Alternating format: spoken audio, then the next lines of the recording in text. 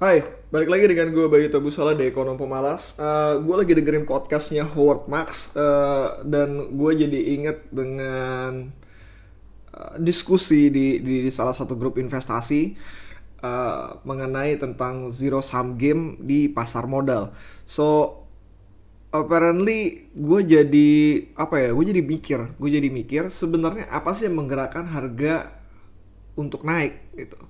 Karena gini, tanpa adanya dividen, pertumbuhan perusahaan ataupun apapun itu, pasar modal tuh sebenarnya hampir bisa dibilang zero sum game. Jadi buat gua sendiri nggak masuk akal kalau misalkan lu melakukan trading, karena trading itu sebenarnya adalah mengalahkan pihak lain gitu.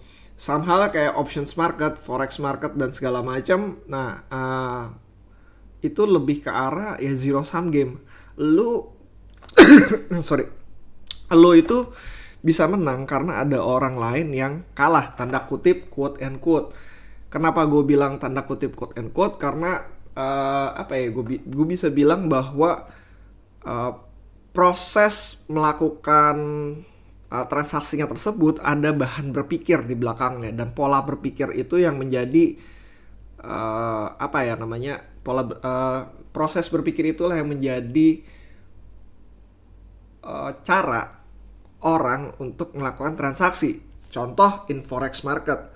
Kalau misalkan lu cuma transaksi trading, lu bisa bilang bahwa akan ada orang yang kalah karena lu kalah dan menang gitu.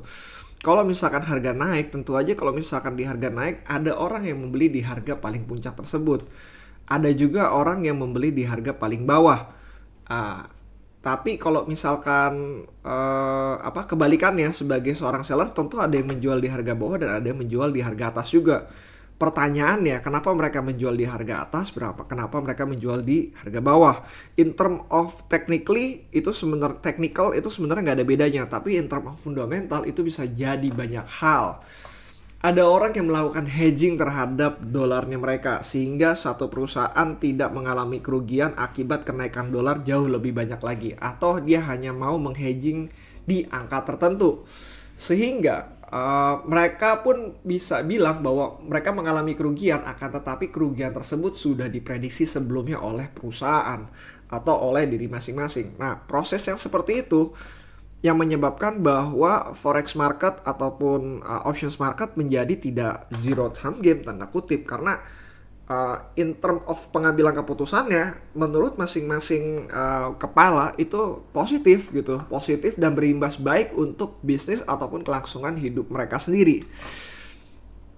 Tapi kalau misalnya kita lihat di pasar modal, perusahaan itu sebenarnya perusahaan lagi seorang investor itu sebenarnya mendapatkan keuntungan dari dua hal: apresiasi saham dan dari kinerja dari perusahaan tersebut. Kalau kinerja dari perusahaan tersebut baik sehingga akan menghasilkan dividen, maka dari itu Warren Buffett pernah berkata bahwa dalam jangka panjang dalam jangka panjang pasar modal itu adalah positif sum game, dengan positifnya atau plusnya itu dapat datang dari dividen. Asumsi bahwa semua harga akan sama, PI rasionya akan sama, ya dividen itulah yang akan menambah nilai dari pasar modal tersebut.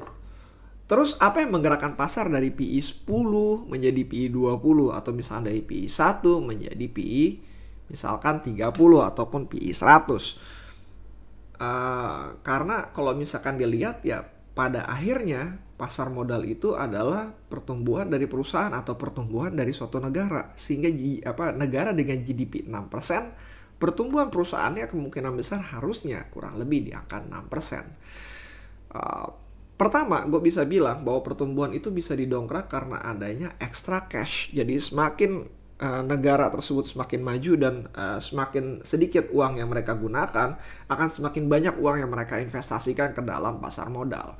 Dan maka dari itulah pasar modal mendapatkan apresiasi karena adanya suntikan tambahan modal baru dari luar. Kedua, itu adalah dari dividen itu sendiri. Bagi yang berinvestasikan, mereka akan mendapatkan keuntungan dari capital gain tersebut. Nah, Ketiga dari mana ya? Ketiga dari pertumbuhan dari sebuah perusahaan tersebut. Karena adanya pertumbuhan, mereka bisa melakukan mungkin reinvestasi terhadap saham mereka, melakukan buyback ataupun ya lain sebagainya. Akan tetapi kalau misalkan lu tidak menggunakan fundamental, tanda kutip, lu melakukan trading menggunakan analisa teknikal dan segala macam, which is untuk sebagian orang, besar orang itu works, ya balik lagi, menurut gue itu adalah zero sum game gitu. Ini zero sum game. Untuk market yang lebih luas seperti kayak US, ada yang namanya shorting ataupun adanya options market, tetap zero sum game, tapi proses pengambilan keputusannya yang menurut gue akan menjadikan industri tersebut positif sum game. Orang melakukan shorting itu adalah dalam hal ini adalah melakukan hedging. Orang membeli options ataupun menjual options adalah sama halnya menjual hedging juga, dan adanya opportunity di pasar tersebut sehingga menyebabkan dalam hal pengambilan keputusan menjadi positif. Akan tetapi industrinya sendiri, kalau misalnya bisa gue bilang, ya pasar modal hampir bisa dikatakan kalau lo trading bahkan dalam jangka pendek yaitu adalah zero sum game. Jadi kalau misalkan ada saham yang harganya naik, bisa dipastikan ada seseorang yang menjual saham tersebut di harga atas dan ada yang membeli saham tersebut di harga atas. Pikirannya sih pengen banget untuk melakukan dapatkan keuntungan, akan tetapi itu tidak dimungkinkan. So, pasar modal selalu akan intact terhadap sumber modalnya tersebut, yaitu uang. Kalau misalkan jumlah perputaran uangnya menurun, pasar modalnya juga akan terus menurun. Kalau misalnya ekonomi semua negaranya juga turun, maka akan terus turun juga. Dan di sela-sela tersebut, on average, lu bakalan menemukan volatilitas antara naik dan turun yang cukup besar. Dan kalau misalkan lu ngelihat dalam kasus per kasusnya, dalam artian kayak saham per sahamnya, akan ada saham yang benar-benar extra profit, akan ada saham yang benar-benar tidak profit sama sekali. Dan akan berlaku hukum yang bernama law on average. Pada akhirnya semua akan kembali kepada rata-ratanya. Dan ketika saham tersebut sudah terlalu mahal akan kembali kepada rata-ratanya. Maka dari itu ada beberapa strategi yang seperti dilakukan oleh Pershing Capital, singkat gue sih, Bill Ackman ataupun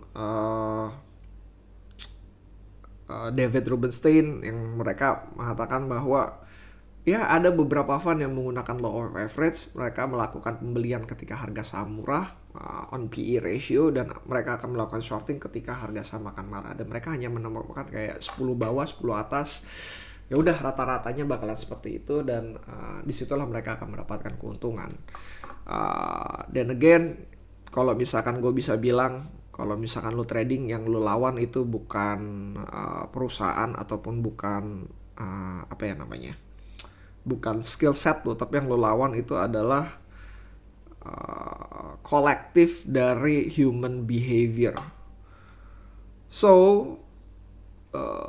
technical sebenarnya mengatakan technical itu lebih mengatakan bahwa rata-rata manusia akan bergerak begini jika ini. Dan apakah itu benar? Ya tergantung seberapa besar manusia tersebut melakukan transaksi menggunakan pola pikir yang sama. Dan pada akhirnya even gua, lu dan lain sebagainya adalah rata-rata.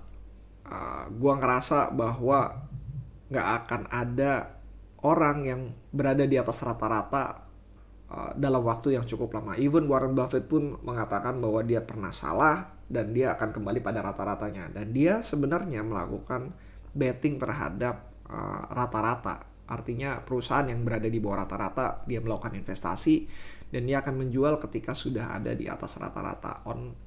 On paper note seperti itu, tapi approach-nya mungkin akan jauh lebih banyak berbeda.